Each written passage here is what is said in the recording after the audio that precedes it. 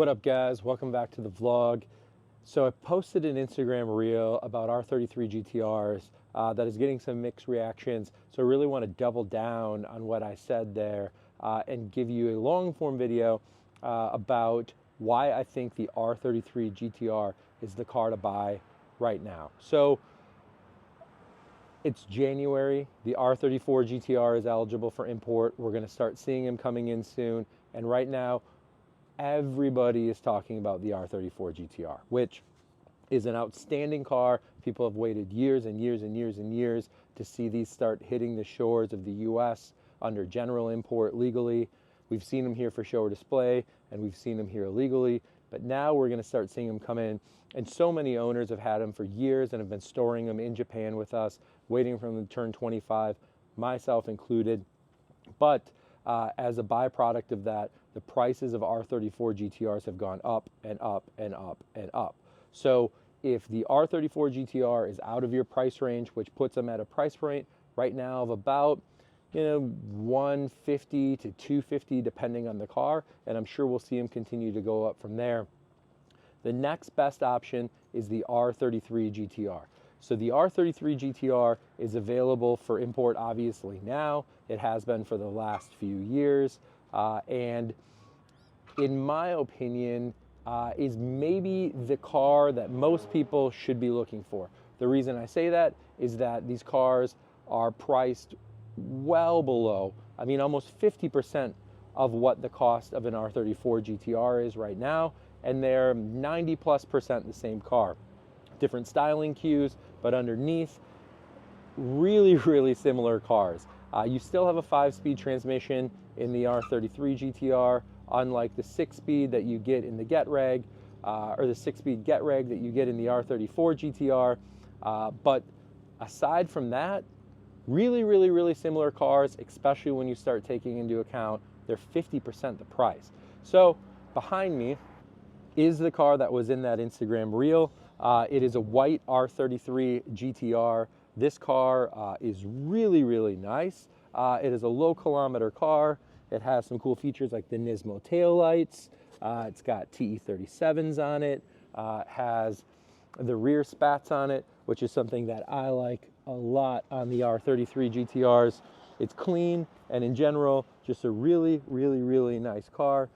This car has around 30,000 miles on it, so low mileage from that perspective as well. This car has a clean interior, Recaro seats in it, and underneath the hood, a nicely built RB26, that chrome engine cover. Lots of cool parts in here, including these Nismo pipes, the ARC oil collector, Greddy oil filter relocation kit, some nice hard lines through here. So this car it's great. Fantastic car, but a fraction of the price of what this car would cost you if it was an R34 GTR. So this exact same car, mileage and everything, is an R34 GTR, is well over $200,000. As an R33 GTR, we have this car priced at $80,000, so less than half of the price. It's got the OG TE37s on it, and what else is nice about the R33 that you don't see on the R32 unless it's a V-Spec is it comes with Brembo brakes. So a lot of upgrades there already just by getting the chassis. Also, the chassis itself you could go into forever on, refreshed by Autech. Really, really nice handling car. Lots more interior room. So many good things about the R33 GTR. You don't have to have an R34 to have something super similar. So my point from that Instagram reel wasn't to say that you shouldn't get an R34 GTR. If you can get an R34 GTR, you absolutely should. They're fantastic cars. I think mine is great. It is one of my favorite cars to drive. Everything about it is just so nicely done and refined, yet raw enough to be enjoyed in ways that you couldn't enjoy a modern sports car today. I can also say a lot of great things about the R32 GTR. I think the R32 is probably my overall favorite. It's the one that I enjoy driving the most, probably because I take it to the track and get the most use out of it, but really the R32 GTR is kind of just a wild card, and I love that about the car. The R33 fits really nicely right in the middle, and it's one of those cars that still has the 5-speed gearbox, which I kind of prefer. It has kind of the rawness in some areas of the R32 GTR, has also some of the refinements of the R34 GTR. So if the R32 is just a little too old for you and the R34 is just a little too out of your price range, the R33 is absolutely the car to get. Now we have tons of R33s for sale here. I think they've been slept on for a little bit.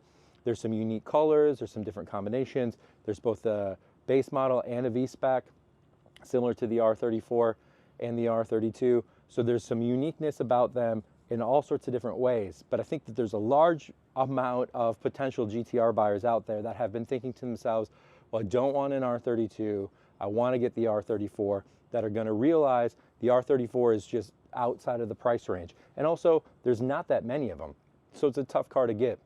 The R33 is going to be valuable in that same aspect, in that they didn't make that many more R33s than they did R34s. So all things considered, there's only a few thousand more R33s, which also still makes it a pretty unique and rare car by production numbers. So there's lots of things that follow the R34, just the pricing hasn't followed it yet. And it will, though. I think that the R33s will go up a lot once all of those people who think they're going to get an R34 realize they won't, start looking for the next best thing. So the sooner you can get one, the more ahead of the curve you're going to be. That goes for myself also. So I'm going to take the opportunity to tell you guys right now, putting my money where my mouth is again, and I'm adding an R33 GTR to my lineup. I couldn't be happier about it. I'll show you guys that car maybe later on in this video, maybe in another video, but as we go through it, I'm going to be really, really excited to show you why the R33 is a really great car. And even though it's the last one that I've added to my Skyline GTR lineup out of the 32, 33, and 34, I think it's going to be the one that sees the most routine street use out of all of them. It's a comfortable car. It does everything that I want it to. And now that the 32 is really dedicated as my track driving car, and the 34 is kind of that halo car, and it still lives in Japan, the 33 is probably what you will see me in the most outside of the Supra. So if you want to join me on my R33 build by getting one of your own, we have literally like a sea of options here of different R33 GTRs that are still for sale. We've got plenty of R32s if that is more your speed, and there will of course be a lot of R34s on the way.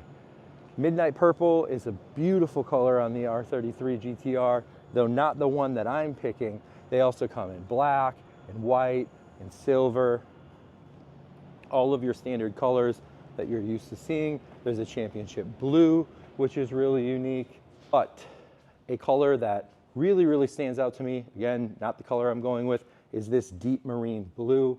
If you look at this, it is a really, really cool bluish, purplish type color that you don't see on any other Skyline GTR. So this is a color definitely that stands out. This one is sold, but we do have another one coming in this color on the way. So if you like cars that have unique colors, this is definitely a solid option. All right, guys, thanks so much for watching. And like I said, it is hard to go wrong with any of the Skyline GTRs. The 32, the 33, and the 34 are also unique in their own ways.